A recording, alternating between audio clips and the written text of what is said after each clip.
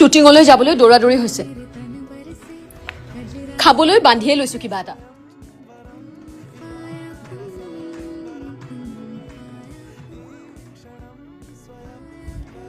আমাৰ ঘৰৰ প্ৰায় প্ৰত্যেকেই যদি কৰবালৈ ওলাই যাওঁতে খাবলৈ হল গুড় আৰু এইটো হল শুকান বুট এইটোক বহুতে চনা বুলিও কয় আগতে আইতা মাই কৈছিলে যে 100টা বেমাৰৰ এটাই উপায় ইয়াৰ কেইবাটাও গুণ আছে ই খুব ভাল প্ৰটিনৰ সোৰ্স গতিকে চুলি ভাল হয় ছাল ভাল হয় পেট সাফা হয় যাৰ কনষ্টিপেশনৰ প্ৰবলেম থাকে তেওঁলোকে খাব পাৰে